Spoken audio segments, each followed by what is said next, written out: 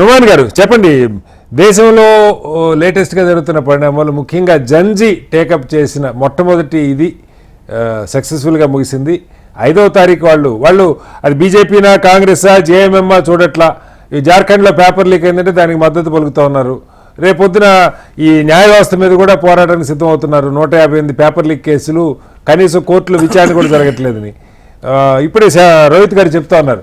మాకు పార్టీలతో సంబంధం లేదు, ఈవెన్ మేమే నాయకులుగా ఉండాలన్నది కూడా ఇష్యూ కాదు. ప్రశ్నించటం, ప్రభుత్వాల నుంచి జవాబుదారీతనాన్ని రాబట్టడమే మా లక్ష్యం. దానికి మేము కాకపోతే మా తర్వాత తరమైనా పోరాడతారు. ఆ పోరాడే తత్వాన్ని మేము వాళ్ళకి అందిస్తున్నామని చెప్పి స్పష్టంగా చెప్తున్నారు. ఎలా చూస్తుంది కాంగ్రెస్ ఈ జంజీని, ఎలా చూస్తుంది? అలాగే 3 రాష్ట్రాలు, కంగ్రాచులేషన్స్ మీకు కూడా, బీజేపీ మిత్రులతో పాటు. ఒకటి బీజేపీ, ఒకటి కాంగ్రెస్, ఒకటి జన్సురాజ్ పార్టీ గెలుచుకున్న పరిస్థితి. ఏం చెప్తారు?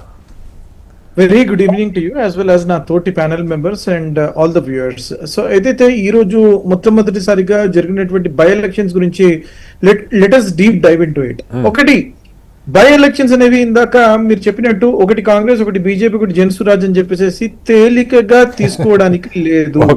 దీంట్లో మనకి ఒక కేస్ స్టడీ మాదిరిగా బీహార్ బై ఎలక్షన్ ఏదైతే జరిగిందో, బంకిపూర్ ఎలక్షన్ ఒక కేస్ స్టడీ అని చెప్తున్నాను నేను.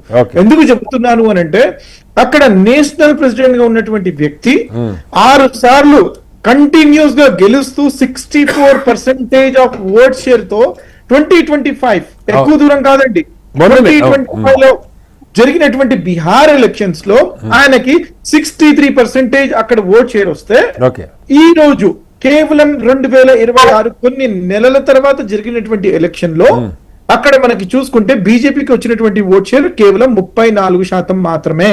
అంటే ఈ 30% ఓట్ షేర్ ఎక్కడికి పోయింది? ఈ 30% ఓట్ షేర్ ఎక్కడ తగ్గిపోయింది అని చెప్పేసి ఒక్కసారి మనం విశ్లేషించుకుంటే, అక్కడ ఉన్నటువంటి నితిన్ నబీన్ ఆయన ఏదైతే కాన్స్టిట్యుయెన్సీకి చెందుతారో ఆయన యొక్క ఓన్ పోలింగ్ స్టేషన్, ఆయన పోలింగ్ బూత్ ఏదైతే ఉందో అక్కడ బీజేపీ ఓడిపోయింది. అక్కడ క్యాండిడేట్ ఉన్నటువంటి వ్యక్తి ఆయన చోట కూడా బీజేపీ ఓడిపోయింది, ఆ యొక్క పోలింగ్ బూత్ లో బీజేపీ ఓడిపోయింది, ఆ క్యాండిడేట్ కూడా ఓడిపోయాడు. అక్కడ వారికి వచ్చినటువంటి ఓట్ షేర్ మాత్రం కేవలం 34% మాత్రమే ఓట్ షేర్ వచ్చింది. మీరు బలపరిచిన అభ్యర్థికి ఇంకా తక్కువ వచ్చినాయి, అది ఎప్పట్లో మీరు I'm talking about the trends, I'm talking about the trends. It's not about, again I'm telling you, it is not about what Congress has won, what BJP has won, what Jan Suraj has won. Let us try to get some insights out of this election. ఎందుకంటే ఈయన నితిన్ నబీన్ గారు కూడా ఈ cockroach Janata పార్టీని virus తో పోల్చారు, చాలా దారుణమైన విమర్శలు చేశారన్న పాయింట్. ఎగ్జాక్ట్లీ వారి నోటికి పని చెప్పడం వల్ల ప్రజలు ఓటికి చేతులకి పని చెప్పేస్తారండి, ఓటింగ్ బటన్ కి పని చెప్పారు. నెంబర్ 1 అది. నెంబర్ 2, ఒక్కసారి మనం గుజరాత్ కి వెళ్దాం.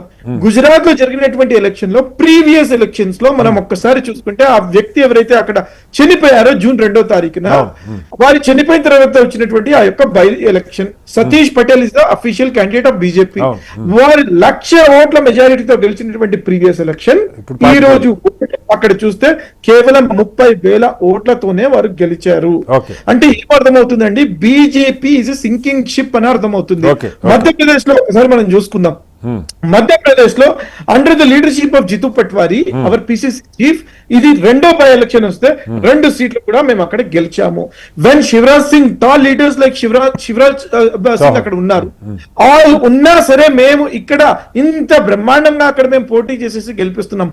So the point here is, when there is an alternative, people are looking towards the alternative. In Madhya Pradesh or in Gujarat, what happened in Bihar is, people are not liking the fact that మేము ఆర్జేడీతో ఏదైతే కలిసి ఉన్నామో, మేము ఆర్జేడీతో కలిసి వారిని ఎక్కడైతే బలపరుస్తున్నామో, పీపుల్ అక్కడ మ్యాండేట్ దానికి వ్యతిరేకంగా ఆల్టర్నేటివ్ శక్తిని చూస్తున్నారని చెప్పేసి మనకు అర్థమవుతుంది.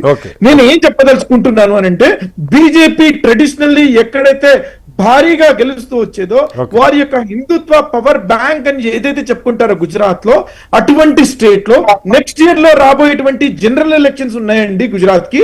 అటువంటి తరుణంలో ఇటువంటి రిజల్ట్స్ రావడము, వారి యొక్క నేషనల్ ప్రెసిడెంట్ చెందినటువంటి యొక్క కాన్స్టిట్యూయెన్సీ లో ఈ రకంగా రిజల్ట్స్ ఒకటి మాత్రం తెలియజేస్తుంది, బీజేపీ మాత్రము రాబోయే కాలంలో గడ్డు పరిస్థితులు ఎదుర్కొంటుంది. గడ్డు పరిస్థితులు ఒకవేళ ఎదుర్కొన్నా అది కాంగ్రెస్ వల్ల, జంజీ వల్ల, జంజీని కాంగ్రెస్ ఓన్ చేసుకోగలుగుతుందా? అది కదా సమస్య. వస్తున్నాను. Now let us talk about what is cockroach Janata party. మిత్రులు రోహిత్ గారు he was telling that he is an employee and he wants something change Yes. in the society.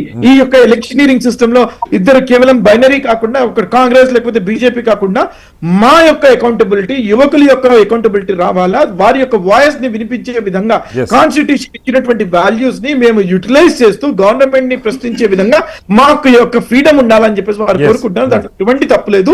We as a Congress party అదే అంటున్నాను. మొదటి నుంచి కూడా రాహుల్ గాంధీ గారు డరోమత్ అని చెప్పేసి ఏకైక వ్యక్తి ఎవరైనా నరేంద్ర మోదీ గారికి ఎవరైనా అపోజిషన్ గా ఉంటూ వీరుడు ఎవరైనా ఉన్నారంటే రాహుల్ గాంధీ గారు మాత్రమే. వారు కాకుండా ఇంకెవరైనా ఉంటే వారి ప్లేస్ లో వారిని కంప్లీట్ గా స్మాష్ చేసేవారు. ఈ రోజు people of India, especially the youth who is 38% of youth, I'm not talking about Gen Z 97 నుంచి 2004 అని చెప్పి 2012 అని చెప్పేసి నేను అనలేదు. జెన్జీ కానివ్వండి, మిలీనియల్స్ కానివ్వండి, జెన్ ఆల్ఫా కానివ్వండి, ప్రతి ఒక్కటి ఒకటే కోరుకుంటున్నారు, ఇక్కడ చేంజ్ రావాలా.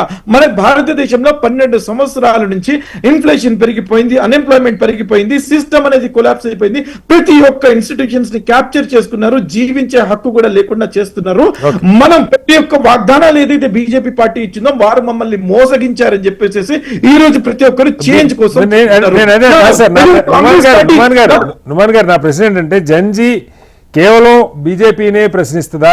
అలాగే రేపు వాళ్ళు మెజార్టీ రాష్ట్రాల్లో బీజేపీనే ఉంది, జాతీయ స్థాయిలో ఆబ్వియస్లీ ఎక్కువ అంశాలు బీజేపీ మీదే ఉండొచ్చు. టార్గెట్ జవాబుదారితనం వాళ్ళ నుంచి ఎక్కువ ఎక్స్పెక్ట్ చేస్తారు. బట్ ఇవాళ జేఎంఎం ఒరిస్సాలో, జార్ఖండ్లో పేపర్ లీక్ మీద ఫైట్ చేస్తా ఉన్నారు. రేపొద్దున ఇంకెక్కడ రాష్ట్రాల్లో ఏమైనా జరిగితే వాటి మీద ఫైట్ చేస్తారు.